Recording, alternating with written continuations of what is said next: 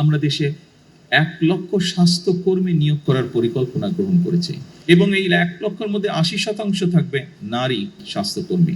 আমি যখন নির্বাচনী সময় বিভিন্ন এলাকায় গিয়েছি দেশের, শুধু সিলেট নয়, সিলেট সহ বাংলাদেশের উত্তরাঞ্চল বলেন, দক্ষিণ অঞ্চল বলেন, যে এলাকায় গিয়েছি আমি, অনেক বিষয়ের মধ্যে একটি বিষয় এলাকার মানুষ আমার কাছে তুলে ধরেছে এবং খুব স্বাভাবিকভাবেই আমরা বিষয়টি ভিন্নভাবেও জানি।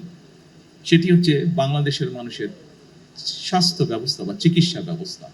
দুঃখজনকভাবে হলেও সত্য যে শহরের মানুষ কিছুটা চিকিৎসা সুবিধা পেলেও গ্রামের অধিকাংশ জায়গায় এখনো আমরা ভালোভাবে স্বাস্থ্য সেবা পৌঁছে দিতে সক্ষম হইনি এবং সেজন্যই আমরা বলেছিলাম যে আমরা একটি ব্যবস্থা গ্রহণ করতে চাই।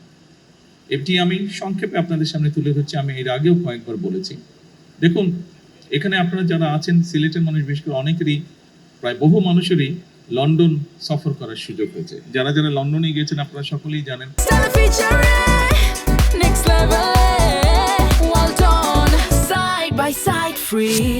NHS নামে একটি প্রকল্প আছে বা NHS নামে একটি সংগঠন আছে, যাদের দায়িত্ব হচ্ছে সেই দেশের সকল মানুষের, যারা সেই দেশের বৈধ নাগরিক, তাদের সকলের চিকিৎসা ব্যবস্থা তারা লুক আফটার করে, তারা দেখভাল করে। এবং ব্রিটেনের মতন দেশে কিন্তু NHS নিয়ে এখন তারা বেশ প্রেসারে আছে। এটি একটি ব্যয়বহুল বিষয়। সেই দেশের আইন অনুযায়ী সেই দেশের নাগরিক বা বৈধভাবে যারা বসবাস করে তাদের যে কোনো ধরনের অসুস্থতা সুস্থ করার দায়িত্ব হচ্ছে সরকারের। সেই জন্য খুব স্বাভাবিকভাবেই যেহেতু এটি সরকারের দায়িত্ব, সরকারের উপর একটি চাপ থাকে, অর্থনৈতিক একটি বিষয় থাকে এখানে বিষয়। আমরাও চাই আমরা আমাদের দেশের নাগরিকদেরকে সুস্থ রাখতে, তাদের কাছে স্বাস্থ্যসেবা পৌঁছে দিতে।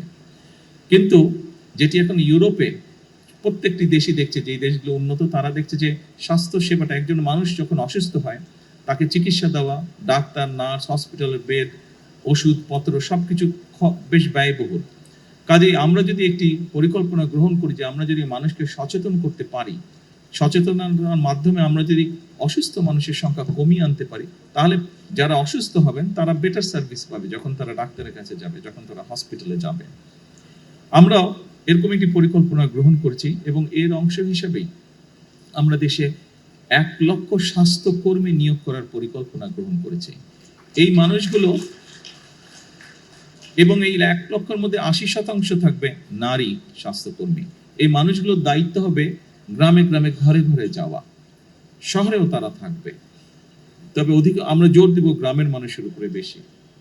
তারা যাবে, তারা মানুষগুলোকে, বিশেষ করে পরিবারের নারী যারা আছেন, যারা সংসার দেখাশোনা করেন, দায়িত্ব যাদের, তাদেরকে গিয়ে তারা অ্যাওয়্যার করবে, সচেতন করবে যে কোন খাবারটি খেলে ডায়াবেটিস হবে না, কোন খাবারটি খেলে কার্ডিয়াক হবে না, বা লাইফস্টাইল কি হলে তার হার্টের সমস্যা হবে না, কোন খাবারটি খেলে কিডনির রোগ হবে বা কিডনির রোগ হবে না। এই বিষয়গুলি সম্পর্কে তাদেরকে সচেতন করবে, হাইজিন সম্পর্কে তাদের সচেতন করবে। অর্থাৎ আমরা চাচ্ছি যে ইনশাল্লাহ ধীরে ধীরে আমরা সামগ্রিকভাবে পুরো দেশে যত বেশি সংখ্যক মানুষকে সুস্থ রাখা আমাদের লক্ষ্য।